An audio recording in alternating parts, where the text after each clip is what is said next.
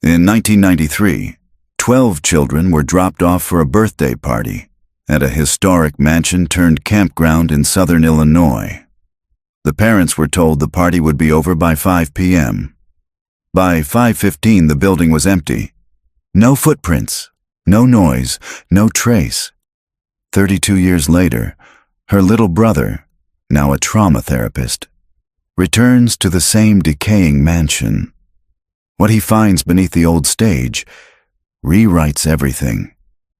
This is the story of the party that was never supposed to happen, and the 12 children who were never seen again.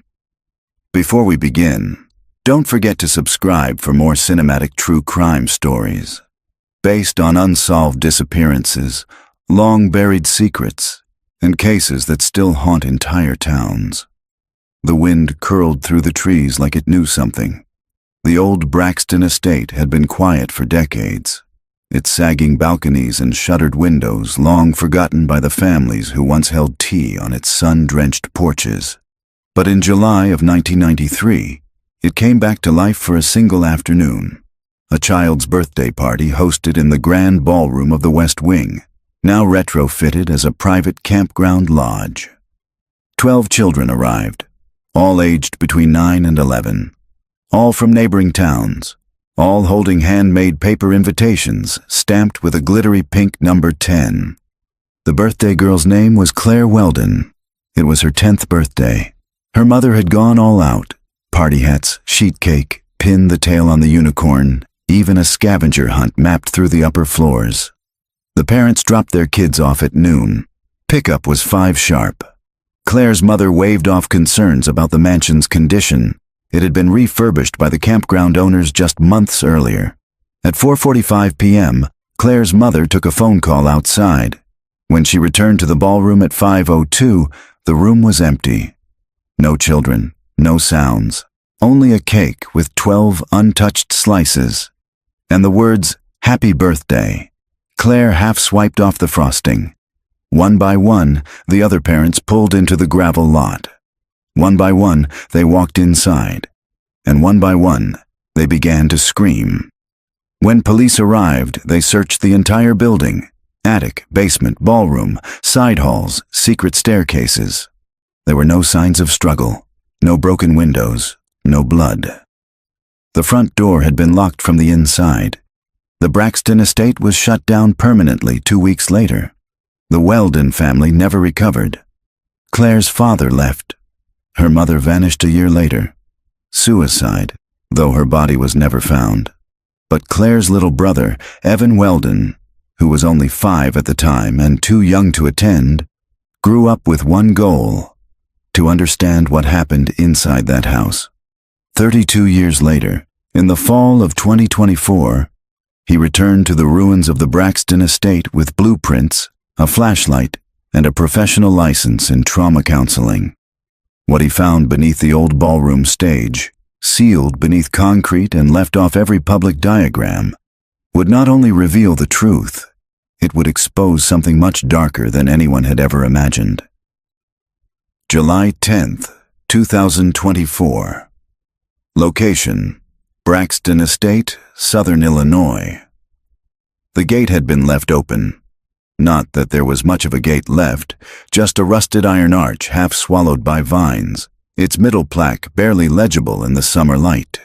Braxton Estate, it read in faded script, though the B had long since fallen off and now hung by a single rusted screw, swinging in the wind like a crooked tooth. Evan Weldon parked his rental car just beyond it, the tires crunching on gravel that hadn't shifted in decades. He shut off the engine but didn't move. The engine ticked as it cooled. The air was hot and motionless. He hadn't said her name aloud in years. Claire, his sister. She would have been 42 today, but she never turned 11. Because this house, the Braxton estate, is where she vanished, along with 11 other children during her 10th birthday party in the summer of 1993. They were never found.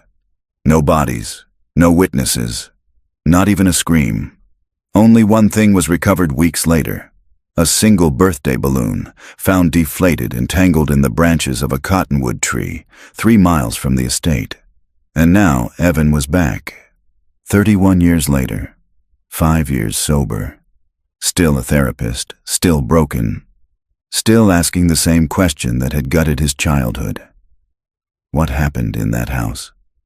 He stepped out into the heat, pulled a rolled blueprint tube from the back seat, and slung his backpack over one shoulder.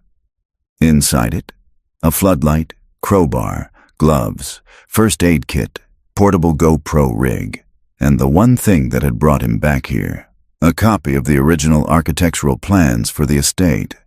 These weren't from the public record. They were salvaged from a forgotten box in the Williamson County Archives, and they showed something the 1993 investigators never saw. A sealed chamber beneath the ballroom stage. No windows, no stair access, no record of construction permits. A dead space, deliberate. He made his way up the cracked flagstone path. Ivy clung to the porch rails. Vultures circled in the sky above the timberline, as if waiting. The mansion loomed ahead like a wound in the landscape. 3 stories tall, collapsing in slow ruin. Warped siding, shuttered windows. The double front doors hung unevenly on their hinges. Someone had spray-painted a faded red X over the main entrance. Foreclosure or fire risk. Maybe both. Evan didn't hesitate. He slipped in through a loose panel near the side window and stepped into the ballroom. The temperature dropped as soon as he entered. The air was still, stagnant. The grand room stretched wide and empty before him, its high ceiling cracked, its wooden floor warped by rot and time. The stage stood at the far end, its frame sagging, the curtains shredded and hanging in strips like wet tissue. He walked slowly toward it, heart beating louder now. The spot beneath the stage had always felt like the center of the mystery. It was where the children were last seen. It was where the lights flickered. It was where, according to one surviving staff member, a strange sound, like a radio clicking on, had been heard just before everything went dark. And now, standing here with the blueprint unfolded in his hand, Evan could see exactly where the sealed panel was. He knelt near the base of the stage, running gloved fingers along the floorboards. His flashlight caught a fine seam in the wood, too straight to be natural. He wedged in the crowbar and pulled. The panel groaned and gave. A hollow beneath. A rusted ladder disappearing into darkness. He clipped the GoPro to his chest, turned on his floodlight, and descended. The chamber was colder than the house above. Foam-insulated walls, soundproofing black and half-rotted, lined the small space. The floor was poured concrete, sloped toward a central drain. In one corner stood a small wooden bench, and carved into it, deep, erratic, were 12 names. He brushed his gloved hand across them. Some he didn't recognize. But one froze him. Claire. The letters were jagged, scraped into the wood like someone had done it in a hurry, maybe even in fear. Some of the names were first names, others only initials. He turned slowly, scanning the space. In the far corner, a stack of folding plastic chairs. Child-sized, 12 of them. Next to them, a pile of birthday hats, crushed and faded, but still dusted with glitter. And beyond that, a rusted filing cabinet. It took several hard tugs to pry the top drawer open. Inside, old photographs, Polaroids, 35mm prints, many dated in marker. July 10th, 1993. Evan's hands shook as he flipped through them.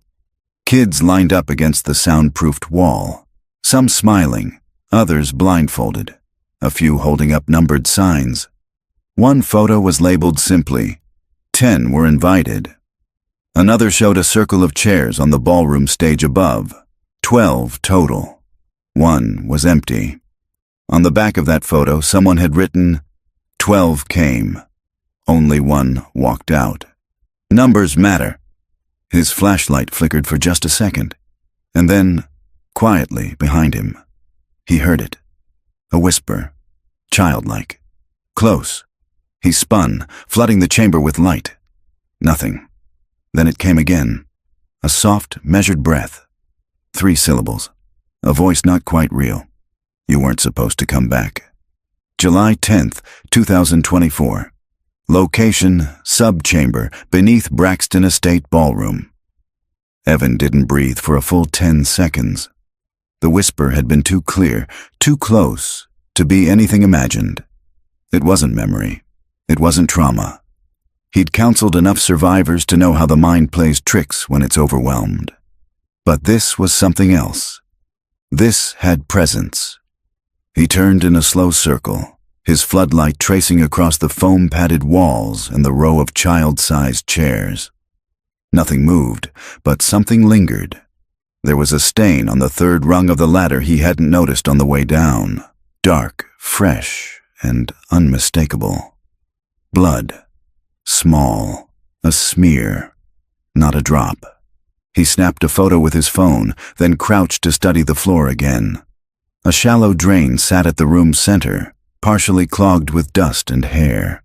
Near the cabinet, he found another Polaroid tucked beneath the bench. It showed a girl in a yellow dress, sitting cross-legged on the concrete, head bowed. The back read, "Claire, round 1. His hands tightened around the photo until it bent.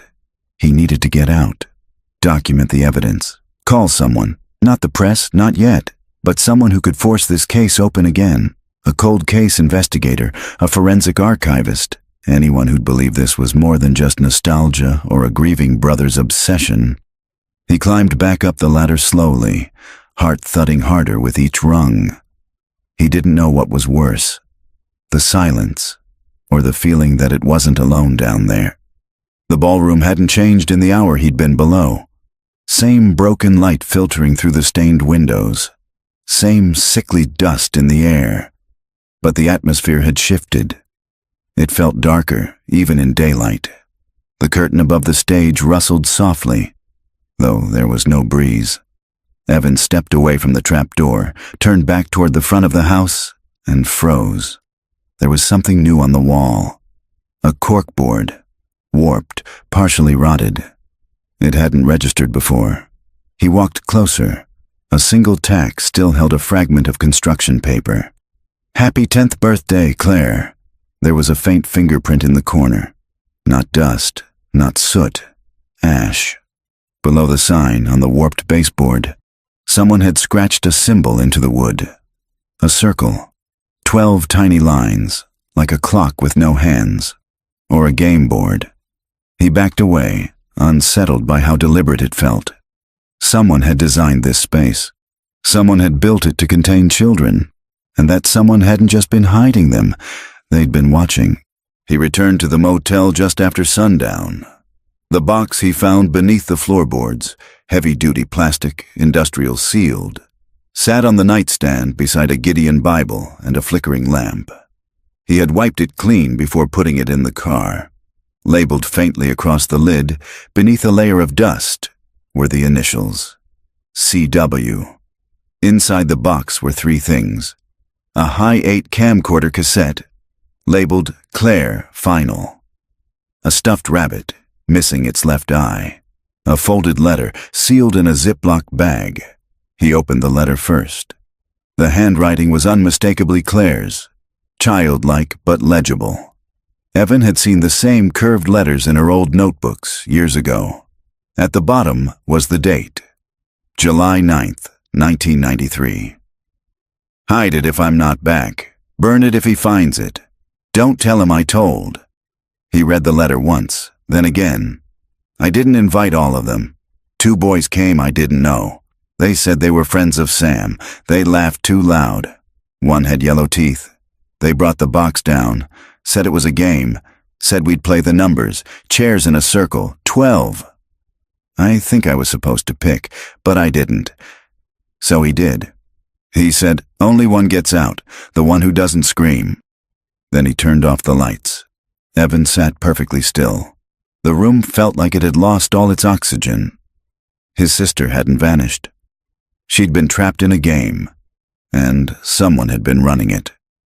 He took the cassette out to his car and slotted it into the old combo high-8 player he'd rigged in the passenger seat, part of a digital restoration kit he used in his trauma practice. The screen buzzed, then flickered. A shaky handheld clip, birthday streamers, a cake with 10 candles, music playing faintly in the background, Claire's voice giggling. Then a hard cut, new frame. The same camcorder, but the room is dark now. The 12 chairs are in view. A plastic box sits in the center. A man's voice, low, calm, says, "Pick one." Claire's voice small. "No." Then I'll pick." A child begins to cry. Another says, "This isn't funny anymore." The screen cuts to black. And then one last line, whispered, "Numbers matter." The tape ends. Evan ejected it and sat in silence. Something about the voice, the way it spoke, felt rehearsed, performed. It wasn't panic. It wasn't even excitement. It was clinical, like someone conducting an experiment. That night, Evan called someone he hadn't spoken to in years.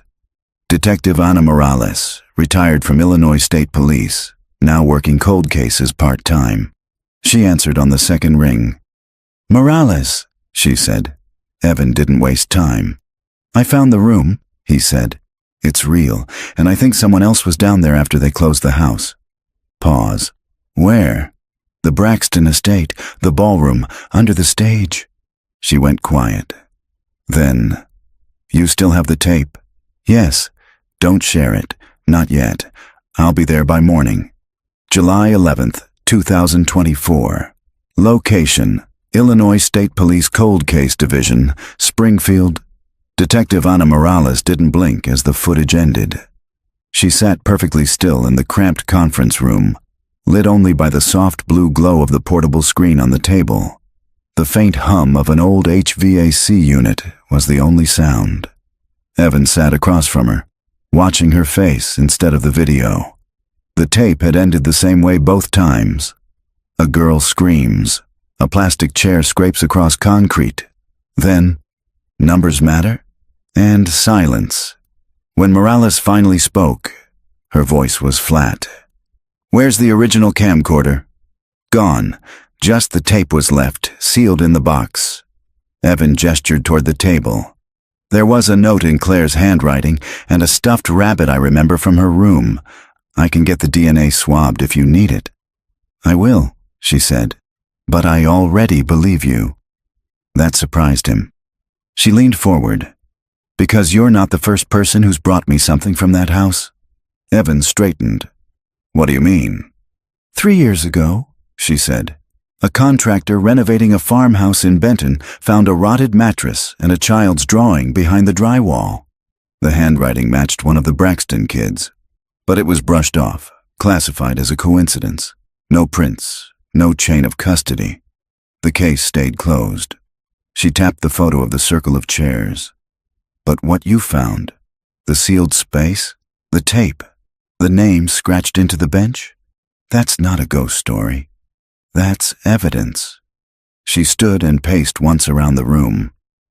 "You said the blueprint wasn't on public record?" Evan nodded. "I found it in a mislabeled archive box. It showed the sealed chamber. There was no permit, no tax record, nothing linking that addition to any contractor. So someone added it quietly, privately, for a reason." Morales paused at the door.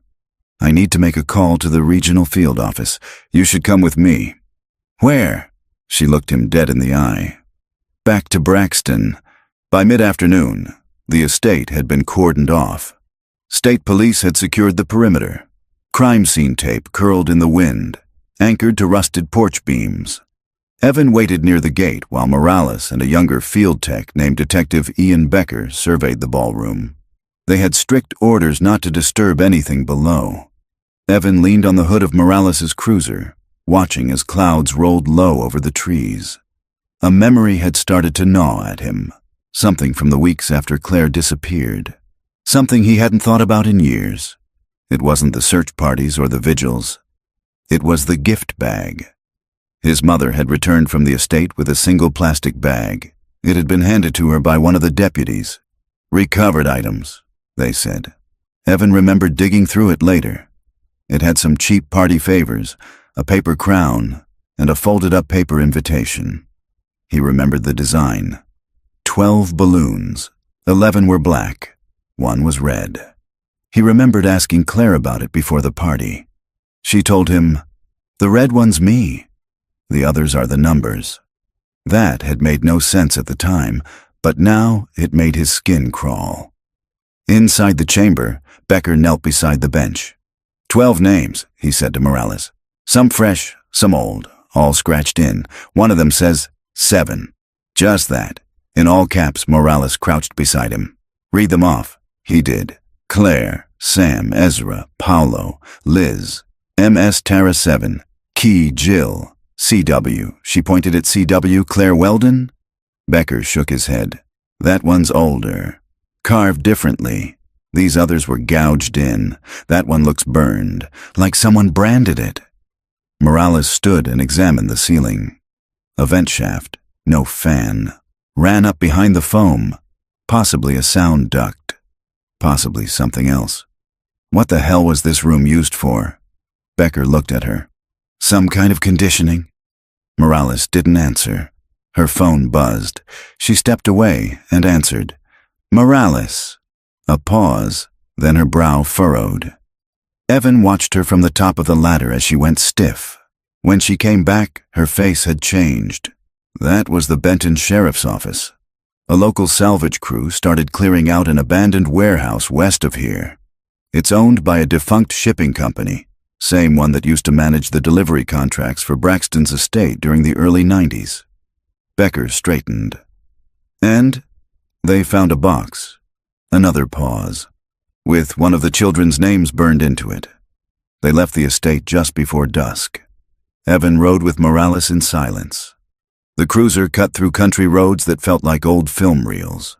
Faded barns, rusted signs, forgotten gas stations with one working pump. Everything looked the same as it did in 1993, and that sameness unnerved him. At the warehouse site, yellow tape had already been strung. The crew lead, a woman with sunburned cheeks and oil-stained gloves, met them at the edge of the bay doors. You the detective? Morales nodded. What did you find?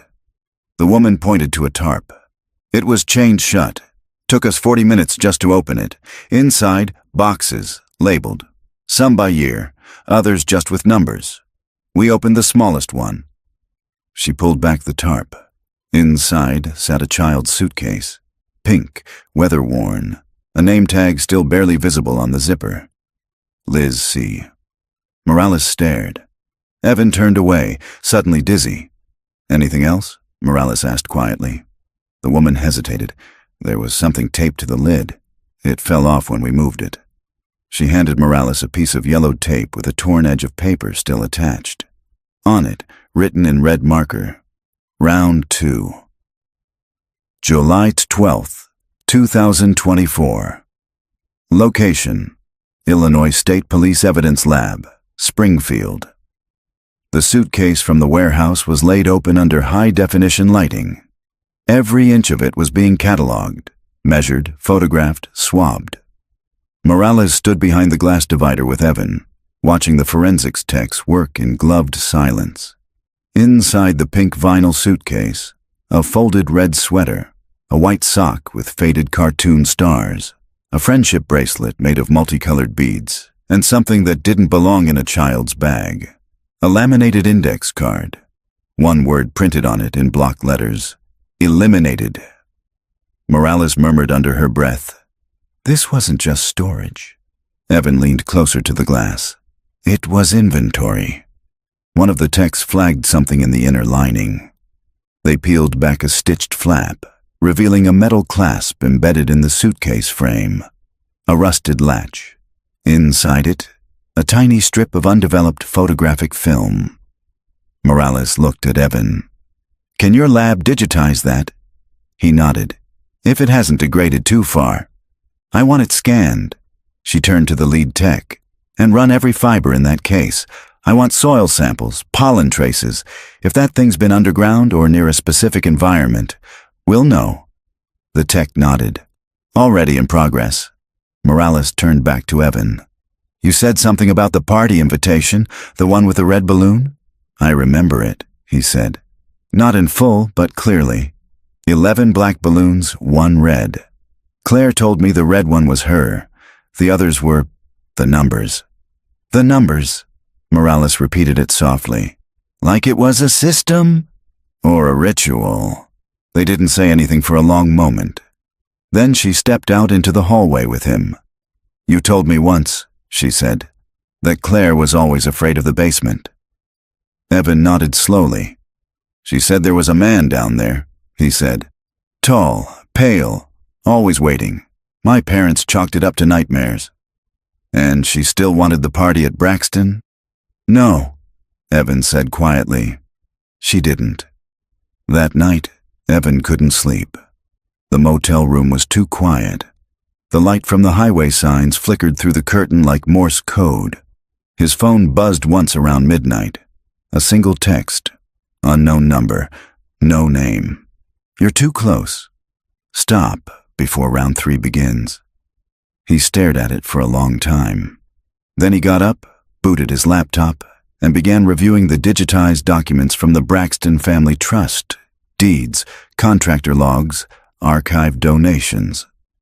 Most were scrubbed of any useful detail. But then something caught his eye. A foundation filing from 1992, under a shell company named Crowning Numbers Incorporated, listed as a donor to Braxton Children's Enrichment Facility. Attached was a mission statement. Structured enrichment for high-potential minds, private instruction, controlled scenarios, group calibration, 1 remains. 1 remains. Evan opened a second file from the police archives. It was an unofficial report filed by a deputy named John Reinert, who was pulled from the original 1993 Braxton case weeks after the children vanished. His final note said, "This wasn't abduction. It was selection." There were always only supposed to be 12. The rest of the report had been blacked out. The following morning, Morales was waiting in the lab conference room when Evan arrived. She looked tired, but alert. I had them run handwriting comparison last night, she said. And? She placed a sheet of paper on the table. 2 sentences, one written by Claire in a 1992 birthday thank you card. The other from the hidden note in the suitcase. Same angle, same curl on the lowercase g, same pressure signature. Claire wrote the note inside the suitcase marked round 2, but that suitcase was labeled with Liz's name. She survived the first round, Evan whispered, and was made to help prepare the second. Morales nodded, which means she didn't die the night of the party.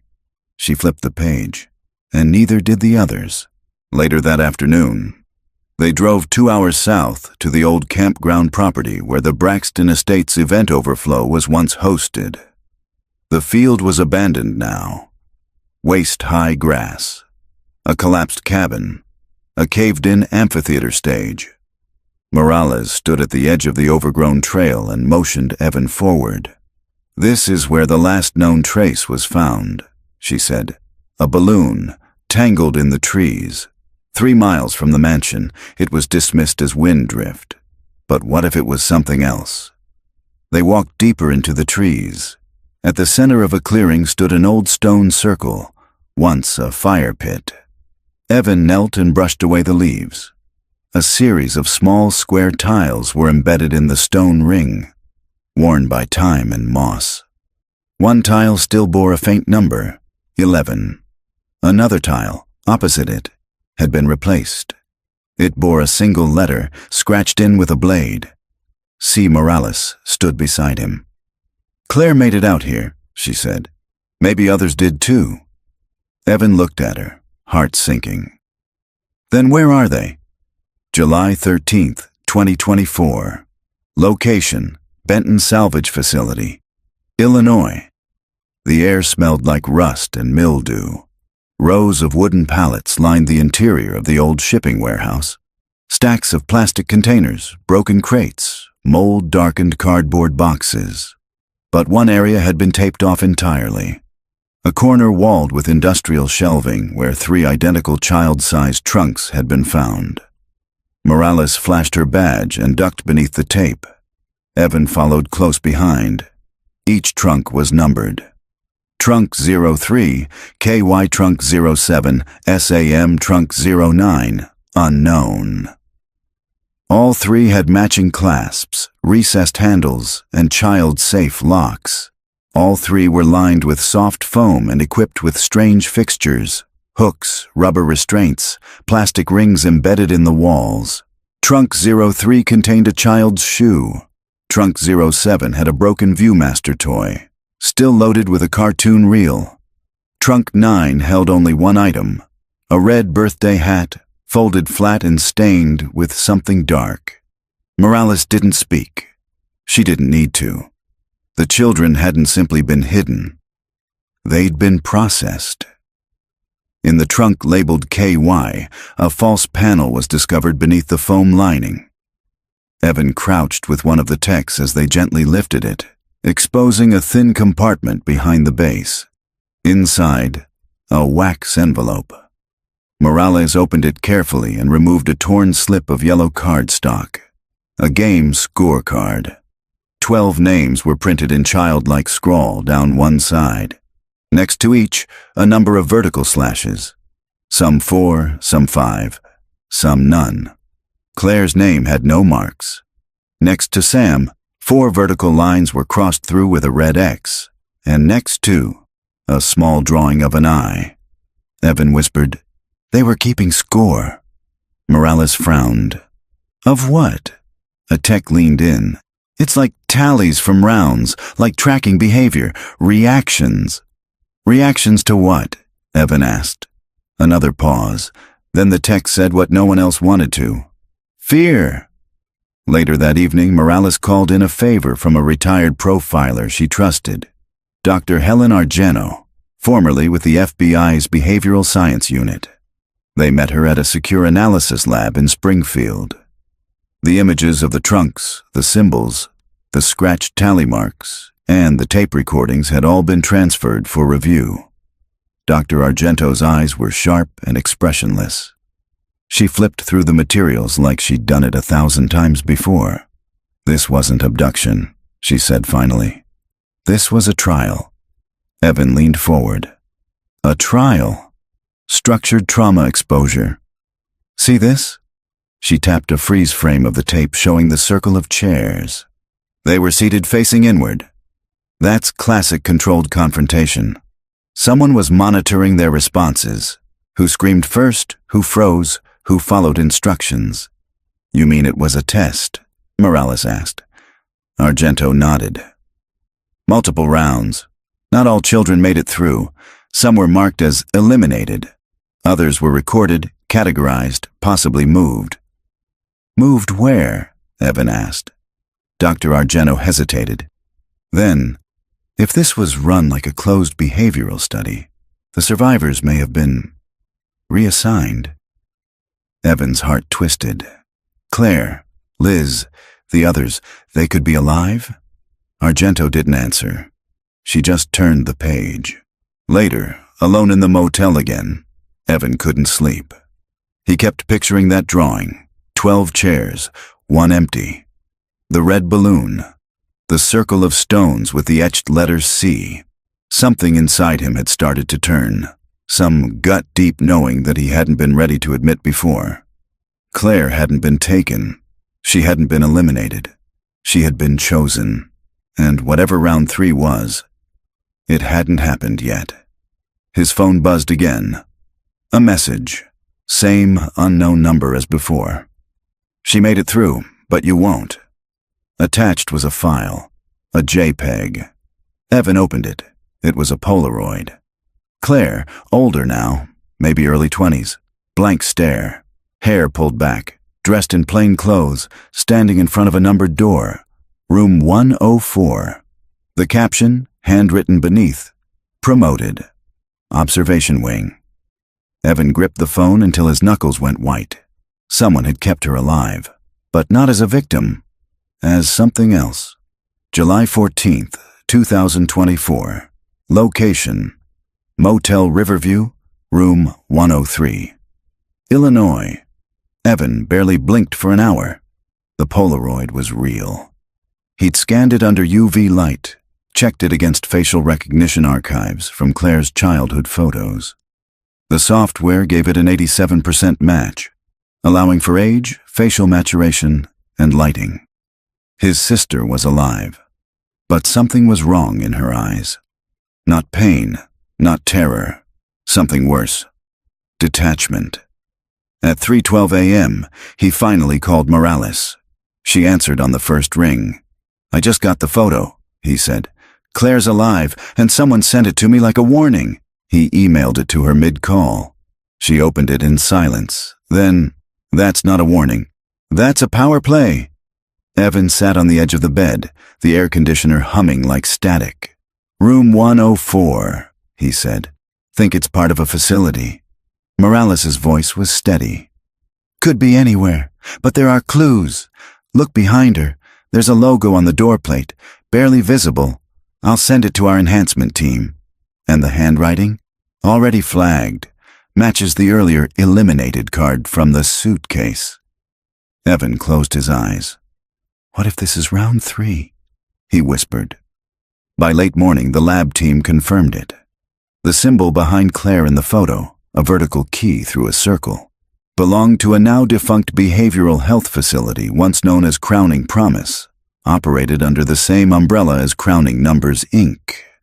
It had shut down in 1996, after several code violations, one of which included allegations of unethical group simulation scenarios, involving children from state homes and private psychiatric referrals. The last known address was a rural complex 30 minutes outside of Harrisburg, Illinois. Morales gripped the wheel tightly as they approached the overgrown gates that afternoon. The old sign, faded to bone gray, still hung crooked above the entrance. Crowning Promise Developmental Retreat. The guardhouse was empty, windows shattered. Ivy choked the outer fences. "This place looks dead," Evan murmured. "Not dead," Morales said. "Just buried." Inside the main building, time had collapsed. Old wheelchairs rusted in corners. Clipboards hung limply from shattered hooks. Children's drawings still clung to faded bulletin boards. Stick figures in front of numbered doors, under banners that read, "Stay inside until it's time." Evan ran his hand over one crumbling poster. "We all go through the rounds. That's how we evolve." They moved deeper down the hall, flashlights sweeping the dim corridors. Morales checked her phone. This wing had a room 104, third hallway, observation section. They reached it slowly. The door had no lock. Inside, the room was sterile. No windows. Foam-lined walls, a narrow metal bed. Surveillance cameras in each corner, disabled now, wires cut. On the floor, beneath the bed, another photo. This one showed Claire sitting with another child, possibly Liz, side by side in small uniforms with numbers sewn into the sleeves. Claire's was number 1, Liz's was number 5. Morales whispered, "They weren't victims."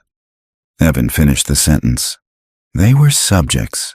They found the file room 2 doors down. Most of the drawers were rusted shut, but one was still partially intact. Morales opened it carefully. Inside, manila folders, labeled with initials and numbers. She pulled one, number 7, SM, Sam Martinez, then number 1, CW, Claire Weldon. She opened Claire's. Inside were dozens of handwritten evaluations, every entry stamped with the word retained or failed. A few chilling excerpts stood out.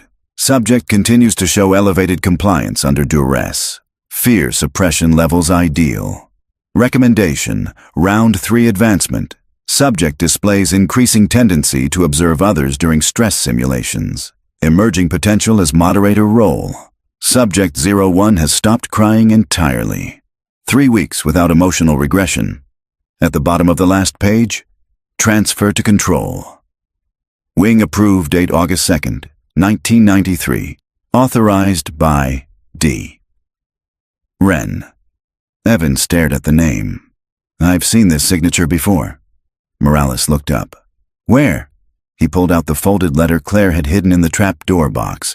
On the bottom corner, barely visible in the paper grain, was the same signature. D. Wren. "She warned me," Evan whispered. Even as a child, she knew his name. They didn't leave the facility until sundown. On their way out, Morales found one last item buried beneath a water-damaged toy chest in the adjacent playroom. A VHS tape labeled Round 3, Initiation. Day 1, August 5, 1993. Morales tucked it into her satchel. Evan stood in the hallway, staring at the empty room 104. "I think Claire was promoted," he said, "but not as a survivor." Morales looked back at him. As what then? He didn't answer, but the answer was already forming. As someone who now ran the game. July 15th, 2024. Location, Illinois State Archives, Springfield. The VHS tape wasn't blank. A grainy image filled the screen inside the evidence lab's analog viewing room. A dim hallway, a series of doors, each painted with large block numbers. A voice, male and steady, narrated without emotion. "Round 3, Initiation Day 1. Subject count, 12. Room observation begins at 0700. Control subject is active." The camera cut to a girl standing inside room 104. Claire, 10 years old, pale, her eyes fixed blankly ahead. She was dressed in plain clothing, her number 01, stitched onto the front pocket. Behind her stood a man in a white coat, face blurred, voice muffled. He leaned in to whisper something in her ear. She didn't flinch, didn't blink. She simply nodded. The video cut to static. Morales stopped the playback and exhaled hard. She wasn't just surviving in there, she said. She was participating. Evan stared at the frozen image of Claire's face. She looked like herself, but she didn't. Her expression was glass, her body still. He whispered, "She became what they made her." Later that morning, they met with a specialist from the Illinois Department of Historical Records, who confirmed something stunning. D. Wren was Dr. Douglas Wren, a behavioral theorist who disappeared in late 1993 after a state inquiry into unlicensed child testing facilities. Rumors suggested he fled overseas. Others believed he faked his death in a fire at a different experimental site in Oklahoma. But what Morales discovered next changed everything. She pulled up an internal transfer memo from 1994, buried in a collection of insurance paperwork tied to an orphanage-turned-research campus in upstate New York. The name listed under Facility Administrator, Claire Weldon, alias Clara Ward. "I don't believe this," she said. "They didn't just keep her, they gave her his name." His role, Evan's heart started pounding. "She never escaped," he said. "She graduated." By early evening, Morales got a call from forensics. The photographic strip recovered from Liz's suitcase had been digitized. It contained 6 sequential images, all taken within the same room, room 104. But the walls were covered in chalk drawings, all childlike but deeply disturbing. Tall figures with stretched limbs, watches with no hands, red X's painted over faces. In the final frame, Claire was seen kneeling beside another girl, Liz, older now, her hand placed gently on Liz's shoulder. Liz was crying. Behind them, painted across the back wall in a child's hand, "No one else leaves." That night, Evan found himself walking alone. The motel air felt too thick, the walls too close. He paced the back lot, near the chain-link fence and gravel shoulder that sloped toward the riverbed. His phone buzzed again. Unknown number. Another image. This time, a group photo. The original 12 children from the 1993 party, lined up on the mansion stage. Some were mid-smile, others looked uneasy. In the corner stood Claire, expressionless again, but one child had been scratched out. The same red ink. Evan scrolled to the message that followed. One always fails. The rest become the next round. He swallowed hard. Then another message came through. Return to the house. The rest is waiting for you. Back inside, Morales was reading the final entries from the subject logs recovered at the Crowning Promise facility. One folder contained a handwritten letter never sent. It was from Liz, addressed to the boy with the red sneakers. I hope you never come back here. But if you do, I left you the map. Look under the last chair. Number 12. Morales whispered, Evan, what kind of party ends with one chair left standing? Evan didn't answer. Because he already knew. The kind that isn't over yet. July 16th, 2024. Location, Braxton Estate, Southern Illinois. They arrived just before dawn. The rising sun cast a pale orange over the sagging roofline and shuttered windows of the Braxton house. Morning fog clung low to the grass, pooling in the places the earth had sunk, where, 3 decades ago, a party had been held, and 12 children had walked inside. Only one chair had remained. Morales moved ahead first, flashlight sweeping through the darkened ballroom. Evan followed slowly, the silence pressing in like a second skin. Neither of them spoke until they reached the floorboards where the trap door had been found. Morales knelt beside the bench and ran her hand under the final seat. Chair 12. A faint metallic click. Her fingers closed around something cold. She pulled out a narrow black envelope, wrapped in twine, sealed with red wax bearing the symbol, a key inside a circle. Inside was a folded map. The path was hand-drawn, marked not in streets, but in rounds. Round 1, the ball round. 2, the room round 3. The watch round 4, the mirror round 5, the mask round 6, the switch round 7, the witness round 8, the fire round 9, the gift round 10, the selection round 11, the door round 12. The crown. Evan stared at it, chilled. 12 children, 12 rounds. And we're only now at round 11, Morales said softly. The door. They descended again into the hidden chamber. The air was different now, less stale, more disturbed. Something had shifted since their last visit. Evan scanned the ceiling vent again and noticed the screws had been freshly turned. He climbed onto the bench, unfastened the cover, and reached up. His hand brushed something wrapped in plastic, a cassette tape. The label read, "For EW, final game. Don't play alone." He passed it down to Morales, his hands shaking. "There's a player upstairs," she said. "Back room near the piano." They climbed in silence. The ballroom looked even emptier in the early light. Dust motes hung like ash in the air. Morales found the portable cassette player where it had been left on an old windowsill. She loaded the tape, pressed play. A girl's voice crackled through the speaker. Young, familiar. "Hi, Evan. If you found this, then I didn't fail." "Claire," he froze. "They made me watch the others. Not just once, over and over, like it was a test, but it wasn't. It was a story, and they needed me to learn the end. They said if I could keep going, I'd become the next one, the one who chooses. But I remembered something you said when we were little, that there's no such thing as real magic. Only people pretending to be more powerful than they are." A long pause. "So I stopped pretending. If you're here, then you're almost at the crown. That's the final one, the one where only one walks away. You need to find the red door. It's in the house, beneath everything. And if it opens, you can end it.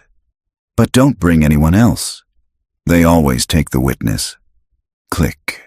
The tape ended. They stood in silence for what felt like a full minute.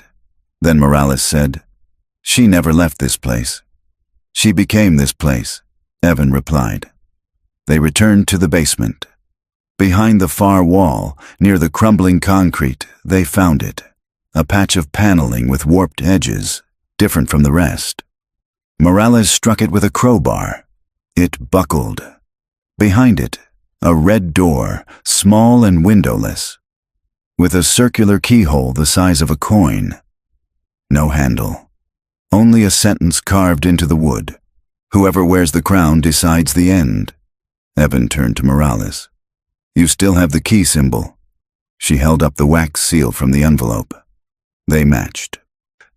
They broke for air before returning, neither willing to face what might be behind that door until they had backup. But as they stepped out into the morning light, Morales's phone rang. She answered with a clipped "Morales." The voice on the other end spoke fast. It was the Benton County medical examiner. You asked us to scan the DNA from the old suitcases, right? Yes. We processed the hair sample from trunk 03. It doesn't belong to a child. What? We ran it twice. The DNA belongs to a woman in her late 30s. The markers match a close relative of Claire Weldon. Morales froze. You have any idea who that might be? Evan looked at her, confused, but Morales was already shaking her head slowly. No, she said, but I think we just found who really wore the crown. July 16th, 2024. Location, Braxton Estate, sub-level access tunnel. The red door opened at 2:37 p.m. It took Morales half an hour to melt the wax seal and pry the panel open with a chisel and crowbar. The latch clicked like a deadbolt in an old tomb. Behind it, darkness, not just unlit, a kind of black that absorbed the light from their flashlights. A long, narrow tunnel stretched into the earth. The walls were concrete, but curved, as if they had been shaped intentionally. Ducks ran along the ceiling. Scrape marks lined the floor. And then the sound started. A low click, click, click in the distance, like someone tapping metal on stone. Evan's chest tightened.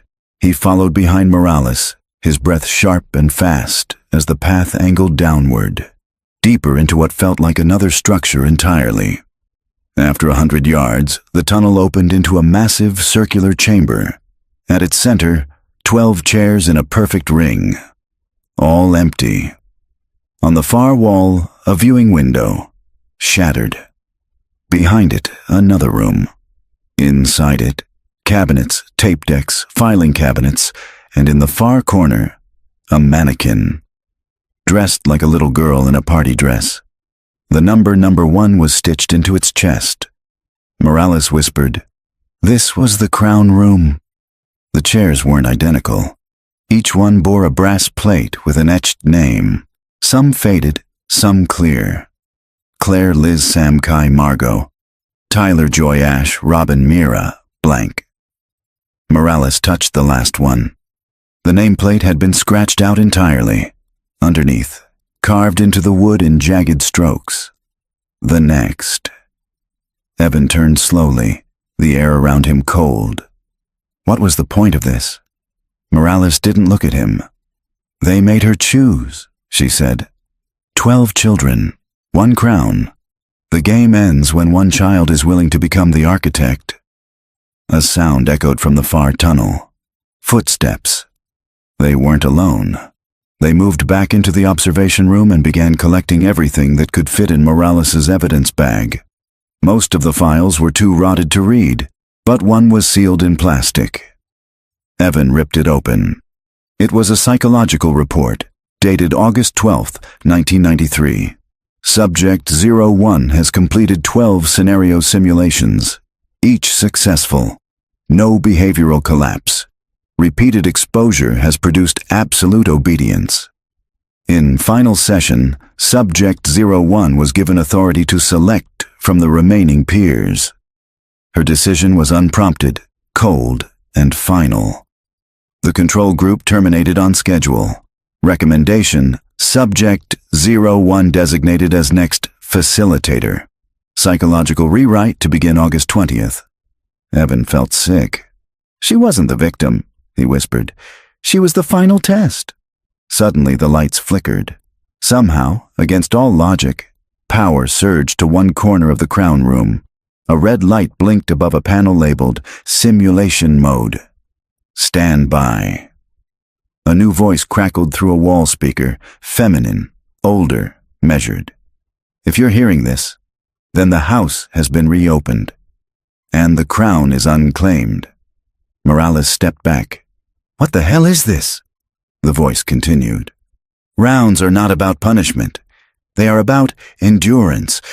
Fear is the truest mirror, and the one who wears the crown sees everything. Welcome to round 13. Then a timer appeared on the wall screen. 2:59:59. Evan stared at it. They never intended to stop, he whispered. This was never about 1993. This was a loop. The walls vibrated softly, doors unlocking somewhere deeper in the compound. Another hallway revealed itself.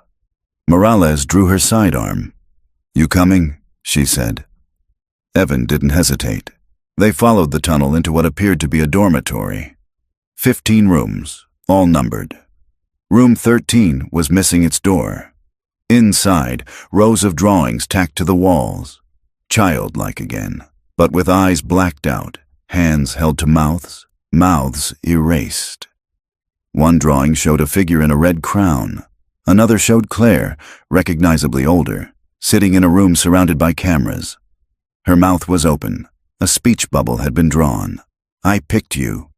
Evan couldn't breathe. I think she chose me, he said.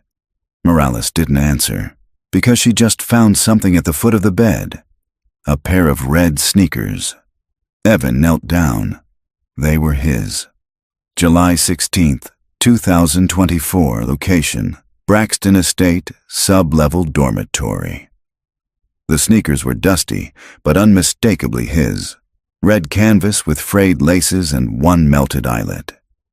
Evan remembered crying the day they went missing, his mother telling him they'd look again tomorrow.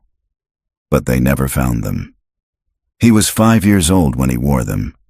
Claire would have been 10. She took them, he murmured. She brought them here.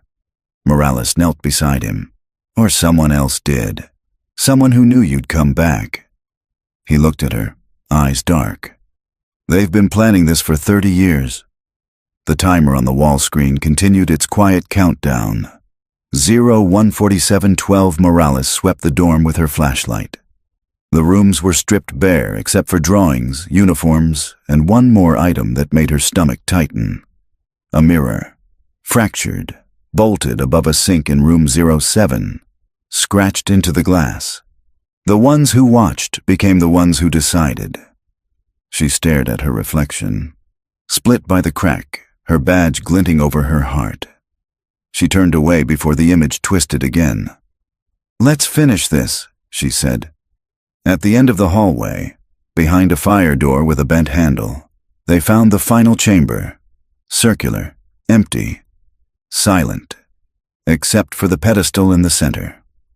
On it, a single red crown, made of reinforced resin, wrapped in copper wire and film reels. Underneath was a laminated photo. Claire, age 24, expression blank, standing in front of this very crown. Next to the photo, a sheet of instructions. Round 13. Initiation. Subject enters alone. Facilitator observes. Subject is asked to choose, forget or replace. The one who forgets becomes the next outsider. The one who replaces becomes the crown. Evan read it 3 times before speaking. They weren't just testing fear, they were installing obedience. Morales shook her head. They were erasing guilt, creating something new out of the survivors. Not survivors, he said. Recruits. A speaker crackled overhead. That same calm voice returned. But this time, it was Claire. You made it. Evan froze. Claire!